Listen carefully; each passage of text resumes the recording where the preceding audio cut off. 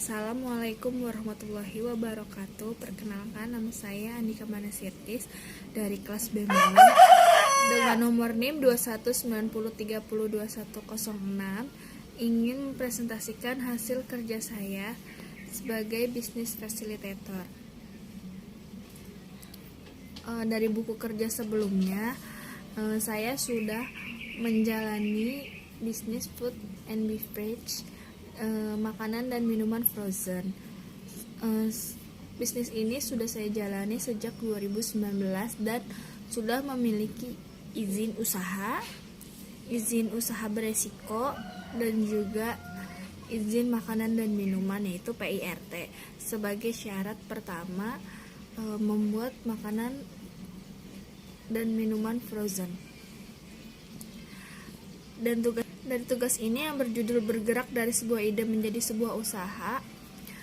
Seperti saya, awalnya idenya itu karena saya itu males masak dan pengennya tuh yang instan aja. Jadi libur kerja saya bikin beberapa makanan yang saya frozenkan, kemudian jika saya ingin makan baru saya panaskan maupun saya goreng. Pertama, ada persiapan fondasi etika dan hukum berbisnis pada produk jasa food and beverage, makanan dan minuman frozen. Yang pertama, identifikasi isu-isu etik dan legal yang dihadapi perusahaan. Pertama, budaya etik yang kuat dibangun pada perusahaan. Membangun budaya etik dapat mencakupi: pertama, mengembangkan code of conduct atau kode etik. Kedua, menerapkan program pelatihan etik yang dimaksudkan agar syarat-syarat menjadi karyawan yang baik itu dapat diterapkan. Kemudian, budaya etik yang kuat dapat mencakupi akses modal yang lebih baik, reputasi merek yang lebih baik, meningkatkan komitmen karyawan, meningkatkan loyalitas pelanggan, menurunkan kerentanan, menghindari potensi sanksi. Kenapa demikian? Karena agar menaikkan produk yang akan dijual dan juga merek dagang yang dibuat. Kemudian yang pertama ada notaris untuk perusahaan, dipilih sesuai bidang. Notaris perusahaan yang pertama yang saya pilih adalah yang mengetahui masalah permulaan, bahwa dia telah berhasil mendampingi pengusaha melalui proses awal sebelumnya, karena bisnis yang dijalani ini masih bisnis kecil, jadi masih proses, segalanya masih proses, masih belajar sebelum menjadi bisnis yang benar-benar menguntungkan. Ketiga, perjanjian para founders disiapkan sebagai kesepakatan pendiri. Perjanjian para founders yang pertama yang saya pilih adalah sifat bisnis yang prospektif atau memiliki prospek yang tinggi. Kedua, identitas dan usulan details para pendiri agar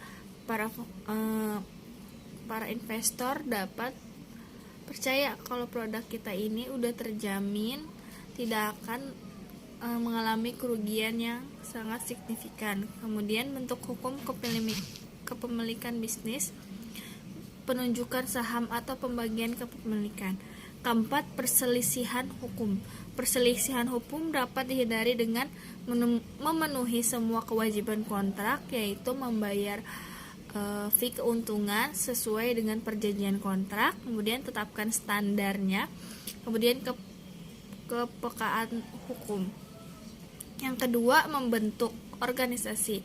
Pertama, bentuk organisasi bisnis. Yang saya pilih adalah partnership, karena kita bekerja tidak bisa sendiri, harus memiliki partner agar bisnis kita berjalan dengan baik dan tidak ada plus minus yang sangat kelihatan. Kedua, isu-isu dipertimbangkan dalam memilih bentuk hukum kepemilikan bisnis.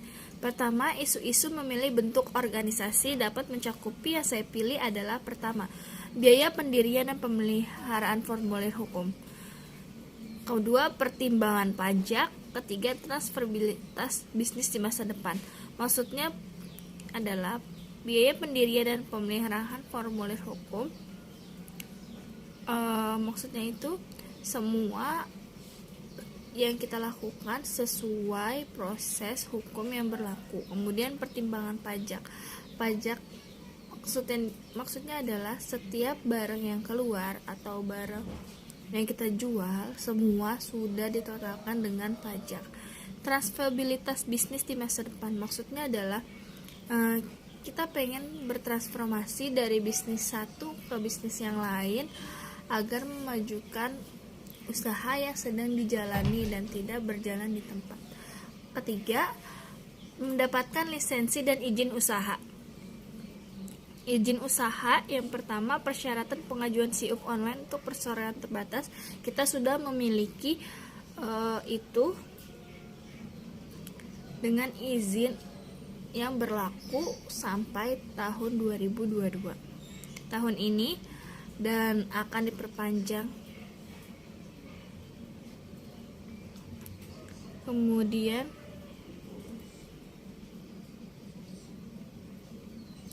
izin pajak penjualan yang saya pilih adalah prinsip pungutan pajak. Yang pertama, prinsip persamaan keadilan dan kemampuan, equity, equality dan ability. Kemudian prinsip kepastian atau certainty, prinsip kenyamanan pembayaran atau convenience of payments. Yang ketiga, prinsip efisiensi atau economic of collections. Ketiga, izin dan izin kerja profesional pekerja. Izin dan izin kerja profesional pekerja yang saya pilih adalah tenaga yang tidak diatur izin profesinya. Karena apa? Semua yang bekerja tidak memilih dari kalangan apapun. Siapapun yang mau bekerja, kita akan rekrut dan kita akan ajarkan sampai bisa. Dan kita juga tidak asal memilih karyawan. Karena apa? Semua yang kita lakukan itu sesuai dengan standar yang berlaku. Dan agar tidak terkecoh ataupun mengalami kesalahan yang tidak diinginkan. Kemudian yang kedua, menilai kekuatan dan kewajiban keuangan perusahaan baru. Yang pertama, identifikasi pengelolaan keuangan. Tujuan keuangan perusahaan yang saya pilih adalah profitabilitas, karena saya pengen lihat usahanya itu profitnya tuh seperti apa, naik, turun, atau sedang-sedang saja. Kemudian efisiensi, kemudian stabilitas. Yang kedua, proses pengelolaan keuangan. Yang saya pilih adalah preparasi perakiraan keuangan, yaitu pendapatan, pengeluaran, dan belanja modal. Laporan historis yang saya pilih adalah laporan keuangan dan laporan cash flow. Karena apa? Semua yang kita dapat, semisal belanja, kita kalkulasi berapa dengan modal berapa, keuntungan berapa, dan profit yang kita dapat kalau kita jual berapa ribu piece itu berapa, seperti itu. Kemudian perakiraan keuangan. Yang saya pilih adalah perkiraan penjualan untuk perusahaan yang ada didasarkan pada satu, catatan penjualan terlebih dahulu, kedua, kapasitas produksi dan permintaan produk saat ini, ketiga, faktor apapun yang mempengaruhi kapasitas produk dan permintaan produk. Kemudian identifikasi pro forma laporan keuangan. Yang saya pilih adalah pro forma laba rugi. Kenapa? Itu karena saya pengen lihat kerugian dari kita jual ini tuh berapa. Kalau semisal kita kasih diskon segini, kita rugi berapa. Tapi biasanya kalau penjual itu menaikkan harga sedikit agar pada saat membuat diskon kita tidak rugi ataupun minus pada saat penjualan. Ketiga, mengembangkan dan mengelola tim usaha baru. Rencana staffing yang saya pilih adalah mencari yang berpengalaman, dapat bekerja di bawah tekanan, gaji sesuai jabatan, berorientasi dengan target. Kenapa demikian? Karena agar semua yang bekerja sesuai dengan apa yang mereka miliki, pengalamannya, dan juga apa yang mereka dapat lakukan. tidak asal karena produksi saat ini kemungkinan akan bertambah banyak. Kedua, rekrutmen, pelatihan, dan pertahanan tim. Yang pertama, rencana seleksi. Yang saya pilih adalah mengikatkan lowongan untuk kebutuhan staf, mengembangkan pertanyaan wawancara pelamar terpilih. Yang ketiga, jadwalkan wawancara dan beritahu orang yang relevan tentang waktu, tanggal, dan tempat. Kemudian proses seleksi. Proses seleksi mencakup proses wawancara dan menilai kandidat berdasarkan kriteria seleksi yang disepakati. Kemudian hubungi pengambilan keputusan untuk laporan pengambilan keputusan. Kemudian menyiapkan laporan seleksi dan membuat rekomendasi kepada personel senior untuk penunjukan. Kemudian internalisasi induksi anggota tim mencakup pertama, menyediakan kandidat yang berhasil dengan kontrak kerja dan dokumentasi lainnya. Kemudian memberitahu manajer dan staf tentang tanggal mulai kandidat dan membuat peraturan administratif yang diperlakukan untuk pembayaran dan pencatatan karyawan. Kemudian mengatur pelantikan kandidat yang berhasil sesuai dengan kebijakan organisasi. Ketiga, memenuhi kebutuhan industrial. Pertama, hak dan kewajiban di tempat kerja dari pemberian kerja dan karyawan. Pertama, hak memperoleh upah, mendapatkan kesempatan dan perlakuan yang sama, mendapatkan pelatihan kerja, penempatan tenaga kerja, memiliki waktu kerja yang sesuai, mendapatkan kesehatan dan keselamatan kerja, hak untuk cuti, hak khusus karyawan perempuan, kewajiban, ketaatan, dan loyalitas. Kemudian konfidensialitas. Alasan pengembangan adalah efisiensi, konsistensi, dan kepercayaan diri. Strategi dan program pengembangan pertama, memberikan kesempatan pada setiap karyawan untuk menyalurkan ide dan gagasan pribadi mereka. Kemudian mengadakan program pelatihan bagi karyawan. Program pengembangan staf yang pertama, pelatihan IDP dan pengembangan profesi. Program pelatihan yang dilakukan, pelatihan induksi, in-service education, melanjutkan pendidikan, pelatihan untuk fungsi khusus. Evaluasi yang dilakukan adalah identifikasi dan libatkan pemangku kepentingan utama dan jelaskan kegiatan dan tujuan pengembangan staf. Kemudian tentukan tujuan dan pertanyaan evaluasi sambil mengidentifikasi indikator yang Anda ukur. Kemudian meninjau kinerja, hasil kinerja. Pencapaian tujuan dan sasaran telah ditentukan. Kemudian kompetensi identifikasi yang dipilih adalah keterampilan. Yang kemudian tingkat pergantian staf itu rendah karena kita tidak asal memilih staf dan tidak asal juga memberhentikan staf jika tidak memiliki kesalahan yang fatal. Kemudian kekompakan tim yang kita pilih adalah kolaborasi, kerjasama, kompetensi bekerja sama. Rencana staffing yang saya lakukan adalah staf produksi, packing sementara, kurir sementara, admin online. Tanggung jawab staf produksi melakukan pembuatan dan makanan di dapur. Tugasnya melakukan pembuatan makanan dan minuman di dapur, persyaratan sesuai standarisasi. Packing juga sama, kurir sementara sama, dan admin online sama. Identifikasi akses pembiayaan atau modal usaha baru. Pertama, identifikasi pentingnya pembiayaan atau modal. Pertama, alasan kebutuhan modal usaha baru. Pertama, tantangan atau cash flow. Kemudian siklus pengembangan produk yang panjang. Sumber-sumber modal personal adalah dana pribadi sendiri. Potensi peningkatan pendanaan adalah personal fund atau dana pribadi, creative source atau sumber-sumber kreatif. Kedua, identifikasi sumber-sumber pembayaran ekuitas. Pertama, business angels. Mereka menginvestasikan uang mereka sendiri ke dalam proyek yang biasanya lebih sedikit daripada yang diinvestasikan oleh pemodal ventura. Kedua, mereka berinvestasi sesuai dengan kelayakan proyek dengan harapan keuntungan di masa depan. Ketiga, tujuan utama mereka adalah untuk menerima pengembalian dana investasi mereka. Jenis venture capital identifikasi. Pertama, berdasarkan kepemilikan, yaitu private venture capital company, public venture capital company, bank affiliate venture company.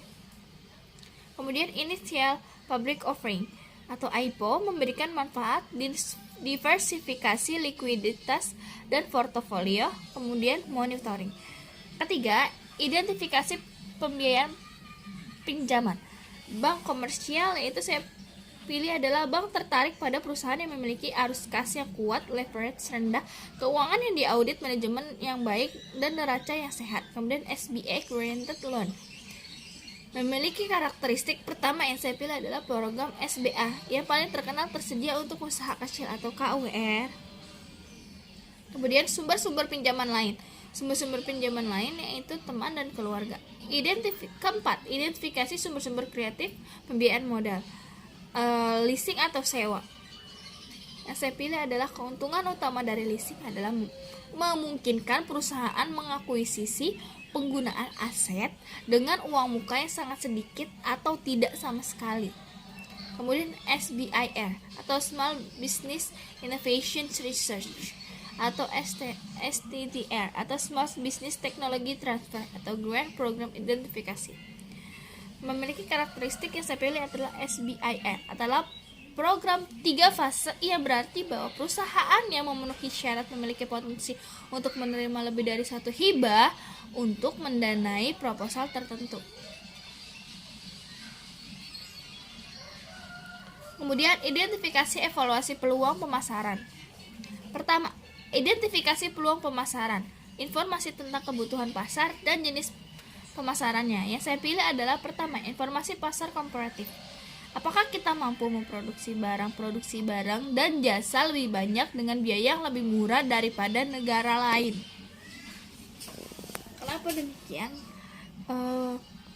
Karena banyak banget barang-barang dari luar negeri dengan harga yang sangat murah, tapi belum tentu itu barang sesuai dengan apa yang dideskripsikan. Tapi kalau kita bisa bikin di negeri kita sendiri, barang yang mirip hampir 80% dari barang aslinya, tetapi tidak mengecewakan customer yang membeli. Kemudian kebutuhan pelanggan, persyaratan hukum dan etika, tren dan pengembangan pasar baru dan berkembang. Kemudian profitabilitas, angka penjualan. Jenis-jenis pemasaran yaitu pemasaran langsung, pemasaran barang, pemasaran sektor publik, pemasaran jarak jauh. Kemudian potensi baru dan kontribusi pada bisnis. Yang saya pilih ada e-commerce, karena e-commerce itu sangat-sangat bagus untuk pengembangan bisnis. Pertama, penjualan lebih mudah dilakukan. Kedua, dapat melakukan penjualan kapan saja dan di mana saja. Ketiga, iklan juga mudah karena tanpa bayar pun kita dapat mengiklankan produk kita. Kemudian pendekatan kewirausahaan inovatif dan ide-ide kreatif. Pertama, pendekatan kewirausahaan inovatif dan ide-ide kreatif. Pertama, ada fungsi penjualan, pembelian, pengangkutan, penyimpanan, pembelanjaan, penangguhan risiko, dan standarisasi pengumpulan informasi. Institutional approach, yaitu supplier, produsen, perantara pedagang, perantara agen, perusahaan saingan, pembeli akhir. Kemudian commodity approach melibatkan studi tentang bagaimana barang-barang sesuai dengan kebutuhan. Kemudian managerial approach atau peningkatan pengelolaan usaha. Kedua, investasi peluang pemasaran. Peluang pemasaran yang saya pilih adalah pengembangan pasar, pengembangan produk, dan diversifikasi. Kemudian hasil evaluasi peluang, fleksibilitas memungkinkan adanya modifikasi ciri luar dari produk untuk memenuhi permintaan konsumen atau perubahan teknologi dan persaingan. Kemudian daya tahan bahan baku, maksudnya adalah bahan baku yang kita gunakan itu bisa tahan sampai berapa bulan, berapa tahun, bahkan tidak ada expirednya sekalipun, itu harus kita evaluasi agar produk kita semakin di depan. Kemudian keamanan produk tidak menimbulkan bahaya pada kondisi operasi normal. Standarisasi, kemudahan untuk diproduksi dan diproses. 2.3 Kelayakan finansial dari setiap peluang penasaran. Kelayakan finansial dapat mencakupi pertama, faktor eksternal, kode praktik, kebijakan, dan pedoman peraturan undang-undang yang relevan. Kedua, kemungkinan strategi pesaing potensial. Strategi pesaing dapat mencakupi yang kita pilih adalah kupon. 2.5 Ranking peluang penasaran. Yang saya pilih adalah top ranking topics. Ketiga, evaluasi perubahan yang diperlukan untuk operasi bisnis saat ini. Pertama, perubahan yang dilakukan adalah perencanaan proyek pemasaran, manajemen proses kreatif end-to-end, infrastruktur teknologi pemasaran. 3.2 Perubahan organisasi. Perubahan organisasi yang saya pilih adalah struktur organisasi berbasis produk, struktur organisasi berorientasi pelanggan, struktur organisasi berorientasi pasar atau wilayah. 3.3 Perkiraan kebutuhan sumber daya. Perkiraan kebutuhan sumber daya yang dipilih adalah staf tambahan, biaya distribusi, biaya produksi, biaya promosi, pelatihan staf. 3.4 Komunikasi kelayakan. Yang dipilih adalah pemilik dan staf produksi. 3.5 Dokumentasi peluang pemasaran yang baru. Dengan demikian, melakukan analisa pemasaran dan melihat produk yang sedang booming tanpa mengurangi produk yang lama. Sekian presentasi dari saya, kurang lebihnya mohon maaf. Wassalamualaikum warahmatullahi wabarakatuh.